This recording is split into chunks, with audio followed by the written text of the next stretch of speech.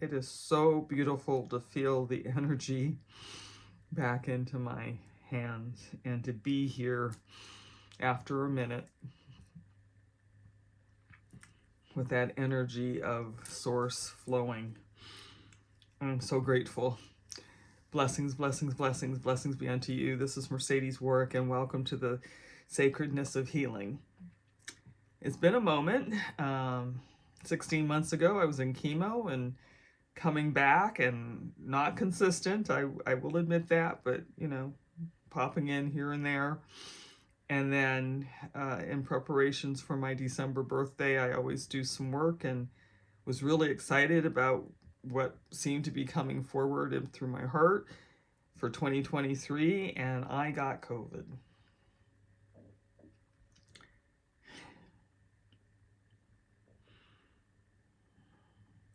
I was grateful and very fortunate that I have a lifestyle practice. And as I realized that this was getting serious and I was going to be in a medical situation, the day of that moment, I ended up being transported to a hospital via ambulance. But before all of that happened, I was sitting downstairs in my chair, actually Priya's chair, and I just remember closing my mind, closing my closing my eyes, and opening my heart, and I took an exhalation to empty my mind. And I had a vision of allness and neutrality, and it was very personal and deeply, deeply humbling. But I knew that guidance was telling me that COVID was part of the allness, COVID was part of the oneness, and to stay in a mind of neutrality. There's so much that has happened to our country, to our people, to our families. And what I learned in this experience was there was a real fear of COVID that's kind of has become ingrained. And as I walked into the hospital, actually I didn't walk, I was rolled in, but it was the beginning of an experience to understand that.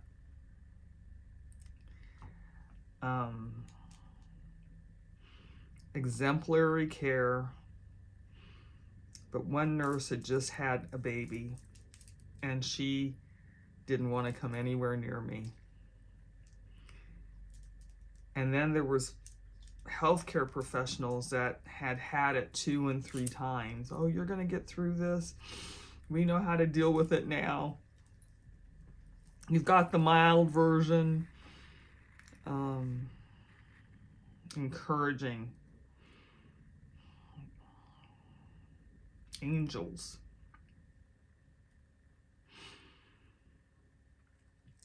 So you're going to hear me start talking about spiritually significant moments, and I'll explain how that all came about on another video. But I had 3. The first one was sitting there and seeing the opening of the heavens, the vastness, the void, and seeing that neutrality and putting my whole spirit into this place that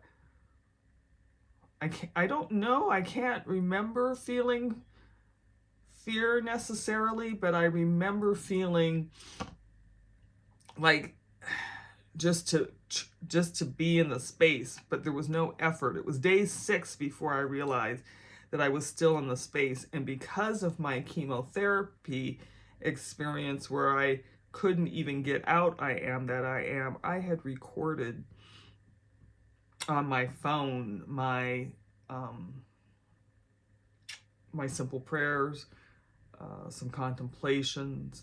I had some playlists developed So for 6 days, because I don't do television when I'm in this state, I just put the phone up against my ear, and then I have some YouTube things I watched, and I did that and tried to stay as peaceful and as quiet as possible. For 9 days, I was in the hospital. When I came home, I had fired my primary care physician, and I had a new one, and she is terrific. And her whole team is terrific. And I ended up with in-home physical therapy. And there's 124 steps from one end of the block, the sidewalk in front of my townhouse, to the other end. And it's 6 times a day. That was my first assignment. And I could feel my body responding, and I'm still not deeply into my contemplative lifestyle. And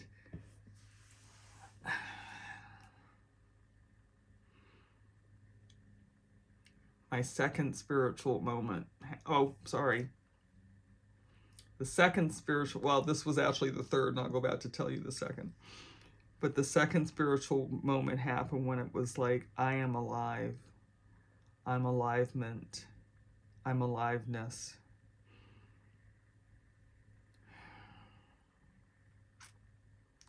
What shifted my perspective was the second spiritual moment. When my sister said to me, Mercedes, you haven't mentioned cancer in almost 2 weeks. What had happened in the hospital was I ran out of my cancer medication. And I don't know about you, but my doctors had said that short of the parting of the Red Seas, I was not supposed to ever miss a pill. And it was just a calamity of errors, and a whole lot of things went on. But I did not take my cancer medication for almost, I think it was 10 days. When I came out of the hospital, I was completely out. It took a few more days after that to get everything set and settled. And somewhere along the line, I just released it. Maybe I released it into that wonderful vision I had said, there's only allness, neutrality, and oneness. But I had not been managing cancer. There was nothing I could have done. If cancer was raging throughout my body, there was not anything that I could have done, and I released it. I had truly released it. And I didn't realize it until she said that. There was this aliveness, and managing my aliveness. I have some post-it notes, Be Who I Am. That's about the channel and bringing the channel back. I am the simple prayer. I am strong and I am vital. Aliveness, life, living, and aliveness. You have strength beyond your understanding and courage beyond your means. And all of these wonderful prayers came to me this morning, gave me what almost felt like a whole sermon on I am complete, I am whole, I am unity.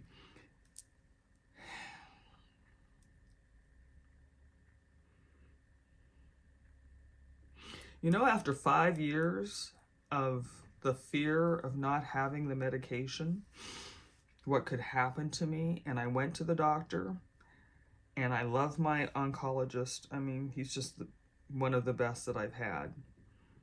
And he is praying into me, this is going to happen, and that's going to happen, and this is going to happen, and that's going to happen, and your numbers are going to be high, but don't worry about it. It's all going to be okay. Eventually. But we're starting completely over. And I'm sitting there thinking, why is it when I feel like this is the best I ever feel, the last time got me into chemo, this time and I looked at him and I said, Doctor, and my friend was there, I said, Dr. Mack, I love you. Thank you so much for your concern. I couldn't get my treatment that day. Okay, they couldn't give me my treatment that day. I had to come back the next day. And my friend and I walked down to the car, and I closed my eyes and I said, I reject.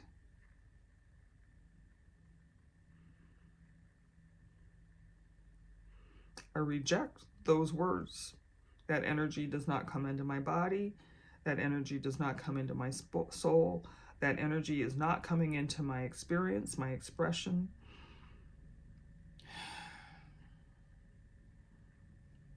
I am the aliveness. I am the alivenment. I am, amen, I am. So, my prayer for this moment, I had to take a step back because there was so much happening spiritually. I did a whole study on near-death experiences, just trying to find.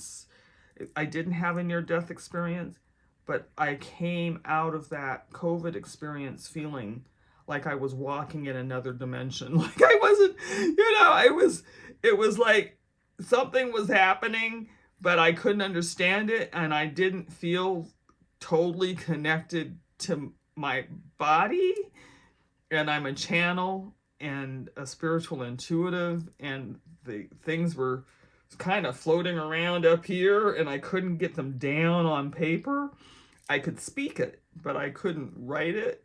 And sometimes there was no explanation for the way I was feeling. It was like, I've talked about the divine peace. It was beyond the divine peace. It was just, there was no English way to communicate. And thank goodness for my cards that the Sacred Soul Ignitions, because I kind of talked to myself through pulling cards and seeing the symbols. It was like, I don't know how to explain it.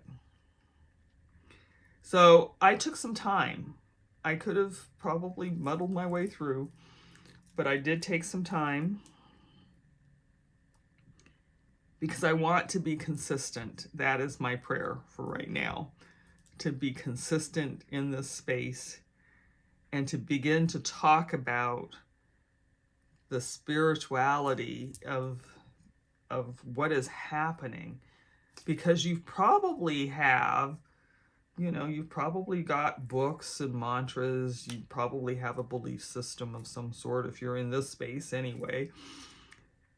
And I want to be able to support you in holding what is happening within you spiritually.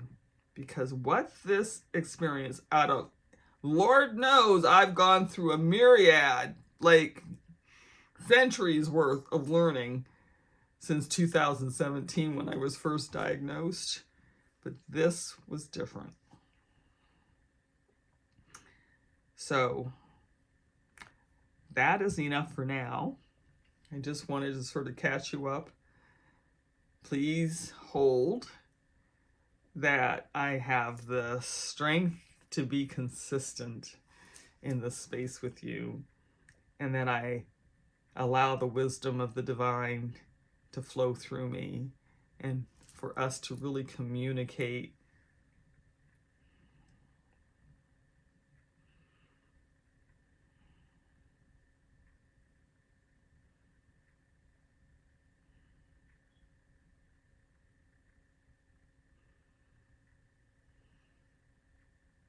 healing is a spiritual journey. Your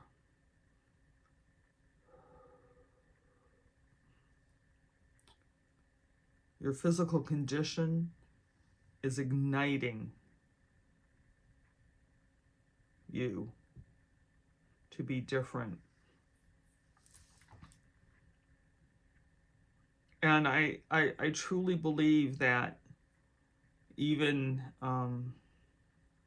the process of dying a physical death is birthing us into a new eternal energy. And there's a lot of shades and living to be done. And I feel, I hear it all the time when people say to me, we just want to understand how you're doing this so peacefully. And it's the lifestyle, it is the knowing. And when I have been in real crisis, and this one was different because there was no rhythm, there was no rhythm in the breath, there was no rhythm in the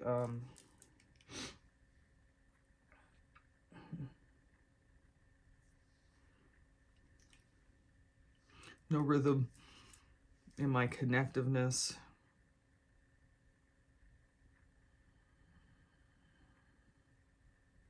But there was a space that just opened up. And I believe we all have that life within us. So thank you for being here. Thank you for listening. And we're back at work. We're going to be back at work. Namaste. May you know the divine intimately. It has been a while. Okay, take care. Bye-bye.